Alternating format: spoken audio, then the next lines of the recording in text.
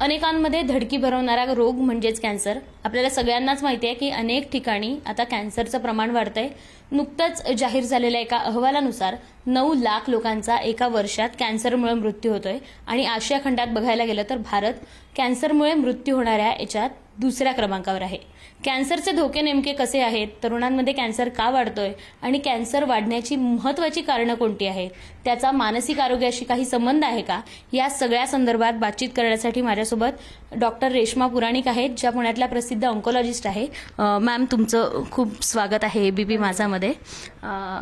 बघायला गेलं तर आत्ताच मी सांगितल्याप्रमाणे कॅन्सरचे धोके वाढत आहेत, मृत्यूचं प्रमाण पण वाढत आहेत. सहज साधं सोपं सांगायला गेलं तर कॅन्सर नेमका कशामुळे वाढत, त्याची कारणं कोणती आहेत? जसं तुम्ही आता सांगितलं तसं कॅन्सर हा दिवसेंदिवस वाढतच चाललेला आहे. कर्करोगाचे प्रमाण खूप वाढत आहे. तर त्याचे प्रमुख कारण म्हणजे बदलती जीवनशैली, म्हणजे तरुणांमध्ये व्यायाम न करण्याची वृत्ती, वाढणारा स्थूलपणा, धूम्रपान आणि अल्कोहोल असे व्यसने सुद्धा खूप वाढत चाललेले आहेत. प्रदूषण सुद्धा जसं तुम्हाला माहिती आहे दिवसेंदिवस वाढत आहे. अनेक तरुण लोकांमध्ये असं पण आहे की मूल न होणं किंवा मग पहिलं मूल 35च्या नंतर होणं, तर हे सुद्धा स्त्रियांमध्ये कर्करोग होण्यास कारणीभूत ठरत आहे. तर असे हे विविध कारणं आहेत की ज्यांनी कर्करोग वाढत चालला आहे. जेनेटिक रिझन्स सुद्धा आजकाल खूप आम्हाला नवीन नवीन संशोधनाप्रमाणे कळत आहे. तर हे सगळे रिझन्समुळे कर्करोग वाढत चाललाय. आणि जे आता तुम्ही म्हणत होता की कर्करोगामध्ये एवढे मृत्यू का होतात, कारण आपल्या देशामध्ये कर्करोग हा मुळात डायग्नोसिस लेट होतो, कारण लोकांमध्ये एवढा अवेअरनेस नाहीये आणि त्यांना जे सुरुवातीचे सिम्पटम्स आहेत तेवढे माहिती नसतात. त्यामुळे लोक आमच्यापर्यंत येईपर्यंत उशीर होतो. तर जर आपण जागरूकता पसरवू शकलो आणि लवकर हा निदान करू शकलो तर हा कर्करोग नक्कीच बरा होऊ शकतो. साधारण बघायला गेलं तर लोक कॅन्सरला घाबरतात, त्यामुळे लोक दवाखान्यात किंवा डॉक्टरांकडे जायला घाबरतात. कॅन्सर आणि घाबरणं हे साधारण समीकरण आपण आतापर्यंत बघितलंय.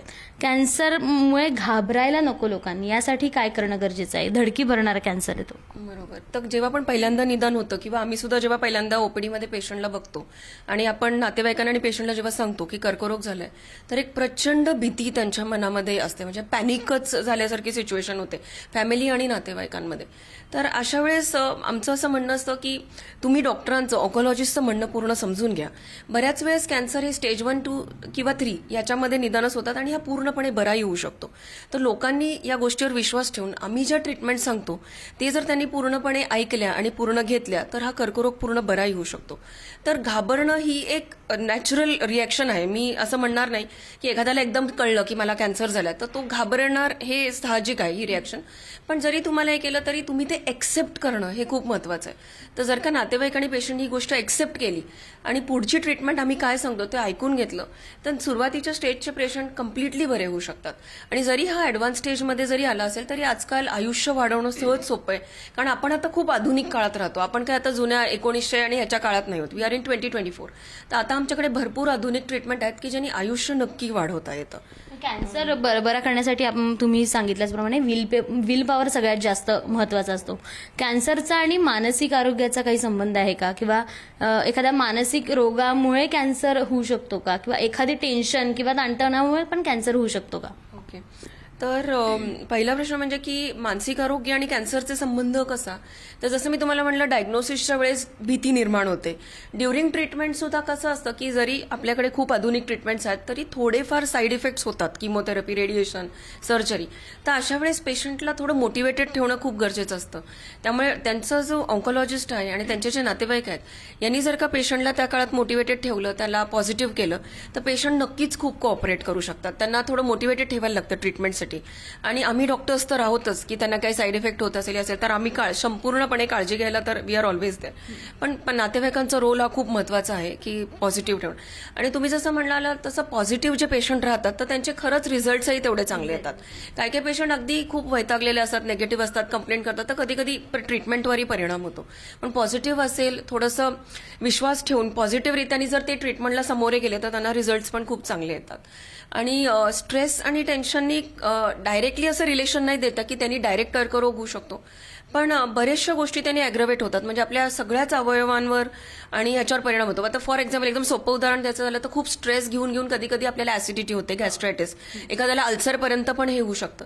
तर ते खूप काळ जर अल्सर राहिलं तर त्याचंही म्हणजे रूपांतर कर्करोगामध्ये होऊ शकतं. तर असं काही रिलेशन आहे, पण स्ट्रेस घेणं हे नक्कीच खूप हार्मफुल आहे आपल्या सगळ्याच आरोग्यासाठी. पण जर आत्ताचा सगळा सिनेरिओ बघितला तर तरुणांमध्ये आताच पुण्याचा एक अहवाल आला होता की साधारण 5 ते 7 लाख तरुण एक मेंटल प्रेशर खाली आहे किंवा ह्याच्यात. तर हा सगळ्यात जास्त मोठा धोका आहे जो कॅन्सरला पण आमंत्रण देण्यासारखा आहे. तरुणांमध्ये कॅन्सर वाढण्याचं काय प्रमाण असू शकतो? कारण तरुण तर अवेअर आहे, तुम्ही म्हणालात की अवेअरनेस याच्यात जास्त महत्वाचा आहे. आपण एखाद्या ग्रामीण भागातल्या माणसाला अवेअर नाहीये किंवा त्यांच्याकडे ती सोय नाहीये असं म्हणू शकतो, पण तरुणांमध्ये तसं नाही. तरुण आता सगळे वाचतात, सगळ्यांना माहिती असतात गोष्टी, इंटरनेट अवेलेबल झालंय, तरीही तरुणांमध्ये प्रमाण वाढतंय. जसं तुम्ही आता म्हणालात की तरुणांमध्ये स्ट्रेस फॅक्टर जास्त आहे आजकाल, तर तो एक रिझन पण आपण म्हणू शकतो की ज्यांनी कर्करोग वाढू शकतो. आजकाल आम्ही सुद्धा बघतोय क्लिनिकल प्रॅक्टिसमध्ये की बरेचसे कॅन्सर यंग लोकांमध्ये सुद्धा होतात. त्यामुळे आजकाल इव्हन दो यंग पेशंट आला तरी पण आम्ही त्यांचं पूर्ण इन्व्हेस्टिगेशन करतोच, कारण कोणालाही आता कर्करोग हा होऊ शकतो. आणि जसं तुम्ही म्हणला शिवानी, तसं कधी कधी अर्धवट ध्यान हेच खरं तर धोक्याचं असतं. म्हणजे लोक वाचतात आणि त्यातलं काहीतरी अर्धवटच ते ग्रास करतात. तर जसं आता त्यांना वाचलं असेल की ई सिगरेट नावाचा एक प्रकार आहे, तर सिगरेट धोकादायक आहे, ई सिगरेट नाही, हे असं नाहीये. ई सिगरेट्सनी सुद्धा हा फुफ्फुसांचा कर्करोग होऊ शकतो. त्यामुळे अर्धवट ज्ञान सुद्धा ऍक्च्युअली हे धोक्याचं आहे. आणि बाकी तरुण वयामध्ये धूम्रपान आणि ह्याचे व्यसनं तर खूप वाढलेले आहेत, कारण तरुण लोक खूप इन्फ्लुअन्स होतात वेब सिरीज आणि बघतात, तिकडे ते काय काय ऍडिक्शन्स वगैरे दाखवतात, त्यांना ते खूप ग्लॅमरस वाटतं.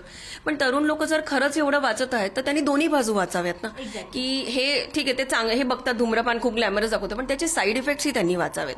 आणि मग त्यांनी निर्णय घ्यावा की बाबा आम्ही धूम्रपान करावं का, तुम्हाला मान्य आहे का की तुम्हाला उद्या जाऊन हा कर्करोग होणार आहे. तर त्यांनी म्हणजे काय म्हणतात, इन्फॉर्म डिसिजन घ्यावे, एक प्रॅक्टिकली किंवा स्मार्ट डिसिजन घ्यावे. आपला मित्र धूम्रपान करतो म्हणून आपण करावं ह्याला काय. कारण जर सांगायला गेलं की त्या सगळ्याच्यावर लिहिलेलं असतं की त्याच्यामुळे कॅन्सर होऊ शकतो, तरीही म्हणजे तुम्हाला सांगितलं जातं तरीही तुम्ही हे करतायत, मग ह्याचा काही माइंडसेटवर परिणाम होतो की काय? हो, तर मग त्यांनी हे जर ऍक्च्युअली लिहिलंय त्या सिगरेट पॅकेटवर की smoking is injurious to health, त्याच्यावर अक्षरशः कर्करोग झालेल्या लोकांचे चित्र पण असतात, तर मग तुम्ही ते वाचून तरी पण तुम्ही का करताय असं आहे.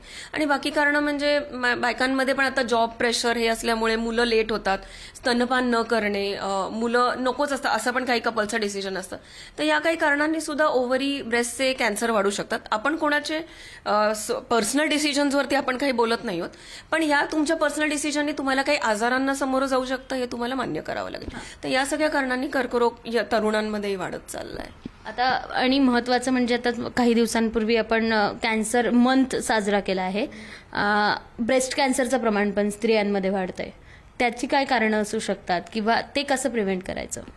तर ब्रेस्ट कॅन्सर सुद्धा आता वाढत चाललंय. तुम्हाला आश्चर्य वाटेल पण प्रत्येक 27 महिलांच्या मागे एका महिलेला ब्रेस्ट कॅन्सर होऊ शकतो, हे इंडियाचा डेटा आहे. तर जसं मी मागेही बोलले तर ते पण कारण आहेच आहेत. आजकाल तुम्ही ऑब्झर्व केलं असेल की मुलींना म्हणजे मेन्सेस खूप लवकर येतात, पाळी फारच लवकर येते. तर पाळी जर खूपच लवकर आली, अगदी 8व्या-10व्या वर्षी, किंवा रजोनिवृत्ती जी नेहमी 45व्या वर्षी, आजकाल 50शी झाली तरी मेनोपॉज होत नाही, तर उशिरा येणारी रजोनिवृत्ती, मग खूप काळ जर का ते कॉन्ट्रासेप्टिव्ह पिल्सचं सेवन केलं असेल तर, पहिलं मूल 35च्या नंतर, स्तनपान न करणे, मूल न होणे, हे सगळेच कारण ब्रेस्ट कॅन्सर सध्या वाढवण्यासाठी कारणीभूत आहेतच. साधारणतः ओव्हरऑल कॅन्सरचं आपण बघितलं की अनेक कारणं आहेत. अनेकांना माहिती आहे, अनेकांना कॅन्सरबाबत माहिती नाही, पण अवेअरनेस अजून वाढणं आता सध्या समाजात गरजेचं आहे. कारण आशिया खंडात भारत दुसऱ्या याच्यावर अवेअरनेस वाढवण्यासाठी आता डॉक्टर्स असोसिएशन काही करत आहे किंवा आपल्या सगळ्यांकडनं काही प्रयत्न सुरू आहे का? तर आम्ही डॉक्टर्स, ऑन्कोलॉजिस्ट हे नक्कीच प्रयत्न करत असतो. तर जसं आज आपण हा इंटरव्ह्यू करतोय, तर हे एक प्रकारचं आम्ही जागरूकता निर्माण करण्यासाठीच हा आमचा इनिशिएटिव्ह आहे. तर आम्ही जे वेगळे वेगळे प्रोग्राम करतो की ज्याच्यामध्ये आम्ही जसं काही युट्यूब चॅनल, न्यूजपेपर, रेडिओ, या सगळ्या माध्यमातून आम्ही प्रत्येक, जसं आता वर्ल्ड कॅन्सर डे आहे किंवा ऑक्टोबर हा ब्रेस्ट कॅन्सर महिना होता, तर प्रत्येक ह्याच्यात आम्ही त्या कर्करोगाला किंवा जनरल कर्करोगाविषयी माहिती ही पब्लिक कडे देतच असतो. मी बऱ्याच वेळेस लेक्चर्स वगैरे पण घेते, काही वुमेन ऑर्गनायझेशन्स असतात किंवा स्कूल्स असतात जिथे आपण सर्वायकल कॅन्सर व्हॅक्सिन विषयी पण आम्ही सांगतो की ते घेतलं गेलं पाहिजे. तर या माध्यमातून आम्ही सगळ्यात पहिले तर जागरूकता करतो की कर्करोग का होतो, मग ते त्याचे लक्षणं काय आहेत की ज्याच्यामुळे हा लवकर निदानास येऊ शकतो. आणि स्क्रीनिंगबद्दल आम्ही सांगतो, जसं ब्रेस्ट कॅन्सरसाठी 40 नंतर प्रत्येक महिलेने मॅमोग्राम केला पाहिजे दरवर्षी, किंवा पॅप्समिअर दर 3 वर्षी 21 ते 65 या वयोगटात केला पाहिजे, ज्याने सर्व्हायकल कॅन्सर लवकर येतो. ओरल कॅन्सरसाठी तुम्ही डेंटिस्टकडे जरी गेलात तरी ते सुद्धा तुमचं स्क्रीनिंग करू शकतात.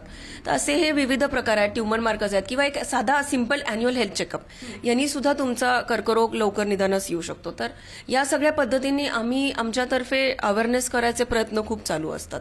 फक्त सगळ्या लोकांनी एवढंच लक्ष ठेवावं की कुठलंही लक्षण तुम्हाला जर वाटलं, काही तुम्हाला लंप असेल किंवा अनपेक्षितपणे वजन कमी होत आहे किंवा मग खायची इच्छा होत नाहीये, असे काही वेगळे लक्षणं वाटले की ज्याचं काही एक्सप्लेनेशन नाहीये, तर अशा वेळेस तुम्ही तुमच्या ऑन्कोलॉजिस्टला अवश्य भेटावं. कॅन्सर हा धोक्याचा जेवढा आहे तेवढा क्युअर पण होऊ शकतोय. थँक्यू सो मच मॅडम, आम्हाला ही सगळी माहिती दिल्याबद्दल. कॅन्सर जेवढा धोक्याचा आहे तेवढा आपण तो क्युअर करू शकतो, मात्र या कॅन्सरला आपण घाबरून न जाता त्याच्यावर योग्य उपचार वेळेत होणं गरजेचं आहे. कॅमेरामन राजेश बिडकरसह शिवानी पांढरे, एबीपी माझा, पुणे. एबीपी माझा, उघडा डोळे बघा नीट.